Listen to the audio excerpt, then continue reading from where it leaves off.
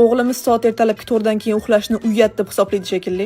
Tagligini toza tutishni ham. Dadasi ozgina bo'lsa ham uxlab olsin deb bolamni ko'chaga kalaska bilan aylanib kelishga olib chiqib ketdim. Kalaskada uxlashni rosa yaxshi ko'radi. Qaytib kelganimdan keyin Timur bilan kiyinib, birinchi o'zimiz chiqishga tayyorlanib, keyin bolani ham kiyintirib, sumkalarini tayyorladik. Chunki Imronning massaji bor edi. Даже 2 oylik bola ham massaj olyapti. Biz esa hali ham yuribmiz belimiz sinishini kutib. Imron massaj olayotgan payti boshimni qo'limga qo'yib uxlab qopman. Suvlilarim oqib qopti. Prям uyg'onsam, basharamda kiyimimni o'zi qolib ketibdi. Doktoram Timuram rosa kulishdi ustimdan. Uyga qaytib kelishim bilanoq makiyajimni qilib, yuzimni odamga o'xshatishga harakat qildim, chunki kechqurun boradigan muhim tadbirimiz bor edi. Bolani buvisi va dadasiga qoldirib, o'zimiz Energy BI'ning tayyor bo'lgan flagman proyektining kalit topshirish marosimiga yo'l oldik. Bu Mirzo Ulug'bek rayonining yuragida, Muhammad Yusuf ko'chasida joylashgan Business Plus proyektlardan bittasi. Bu yoqda o'zi 80 ta kvartira bor bo'lsa, ulardan 20 tasi qolgan xolos. Sotuv polностью yopilmasidan oldin shu proyektga e'tibor qaratishingizni maslahat qilgan bo'lar edim, chunki Toshkentdagi eng zo'r lokatsiyada joylashgan. Undan tashqari uy уже tayyor, kalitlar topshirilmoqda, kvartiralar esa kam qolgan. Timur ikkalamizga bu proyekt shunaqangi yoqdiki, Xudo xohlasa niyat qilib qo'ydik.